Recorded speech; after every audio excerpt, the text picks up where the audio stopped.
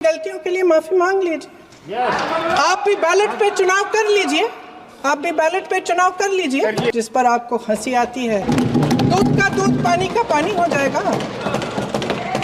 आप राजनीतिक न्याय की बात करते हैं, सरकारों को पैसों के बल पर गिरा देते हैं। सत्ता पक्ष के हमारे साथी ने एक उदाहरण दिया उत्तर प्रदेश की सरकार का। मैं भी एक उदाहरण दे देती हूँ। हिमाचल की सरकार को तोड़ने की कोशिश किसने की?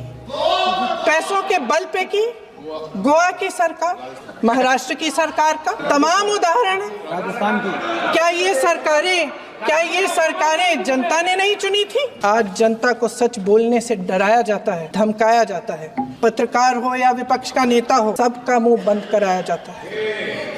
किसी पे ईडी, किसी पे सीबीआई, किसी पे इनकम टैक्स, फर्जी मुकदमे लगवाए जाते हैं, जेल में डाल दिया जाता है।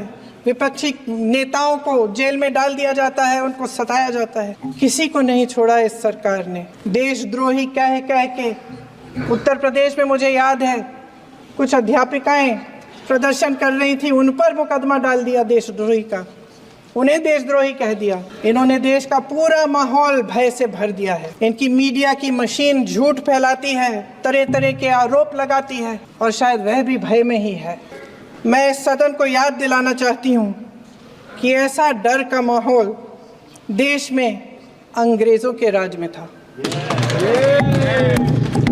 जब इस तरफ बैठे हुए गांधी की विचारधारा वाले लोग आज़ादी की लड़ाई लड़ रहे थे, और उस तरफ वाली विचारधारा वाले लोग भय में रहकर अंग्रेजों के साथ साठ-गांठ कर रहे थे। देश देख रहा है कि एक व्यक्ति को बचाने के लिए 142 करोड़ देश की जनता को नकारा जा रहा है।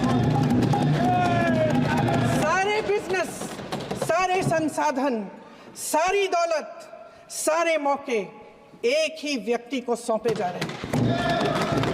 सारे बंदरगाह, एयरपोर्ट्स, सड़कें, रेलवे का काम, कारखाने, खदानें, सरकारी कंपनियां सिर्फ एक व्यक्ति को दी जा रही है।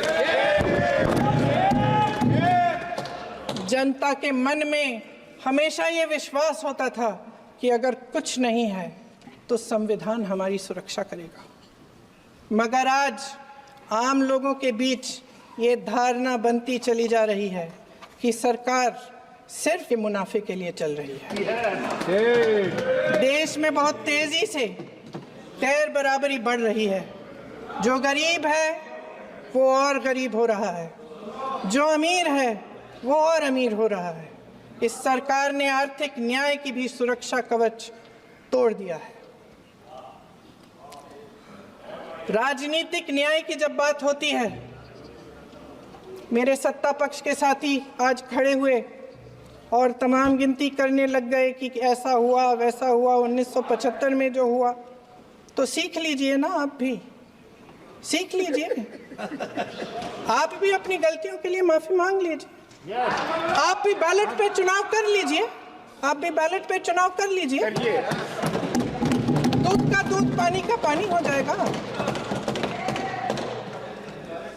आप राजनीतिक न्याय की बात करते हैं, सरकारों को पैसों के बल पर गिरा देते हैं।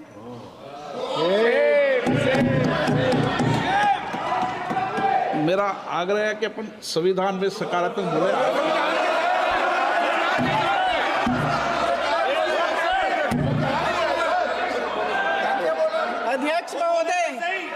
अध्यक्ष महोदय, सत्ता पक्ष के हमारे साथी ने एक उदाहरण दिया उत्तर प्रदेश की सरकार का, तो मैं भी एक उदाहरण दे देती हूँ महाराष्ट्र की सरकार का।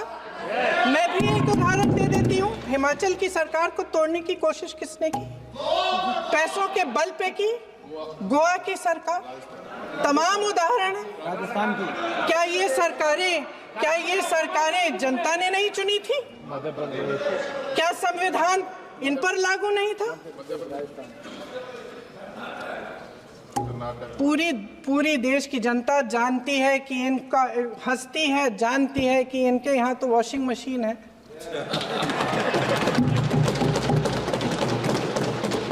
तो यहाँ से वहाँ जाता है, वो धुल जाता है। इस तरफ दाग, उस तरफ स्वच्छता। और मेरे कई ऐसे साथी हैं जो इस तरफ होते थे उस तरफ चले गए, मुझे दिख भी रहे हैं, वॉशिंग मशीन में शायद धुल गए हैं। अध्यक्ष महोदय, जहां भाईचारा और अपनापन होता था, जहां हमारे संविधान ने एकता का सुरक्षा कवच दिया था, वहां शक और घृणा के बीज बोए जा रहे हैं। एकता का सुरक्षा कवच तोड़ा जा रहा है। प्रधानमंत्री जी यहाँ सदन में संविधान की किताब को यूं माथे से लगाते हैं, लेकिन संभल में, हाथरस में, मणिपुर में जब न्याय की गुहार आती है, उठती है, तो उनके माथे पे शिकन तक नहीं आता।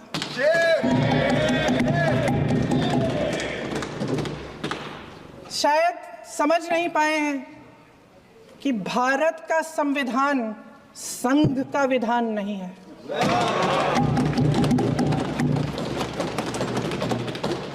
भारत के संविधान ने हमें एकता दी, हमें आपसी प्रेम दिया।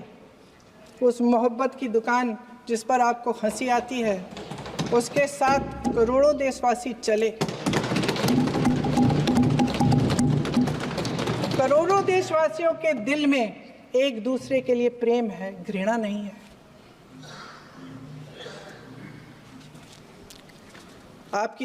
इनकी जो विभाजनकारी नीतियां हैं, उसका नतीजा हम रोज देखते हैं। राजनीतिक फायदे के लिए संविधान को छोड़िए, देश की एकता को भी ये रख नहीं सकते, इसकी सुरक्षा नहीं कर सकते। हमने संभल में देखा, मणिपुर में देखा। दरअसल इनका कहना है कि अलग अलग इस देश के अलग अलग हिस्से हैं,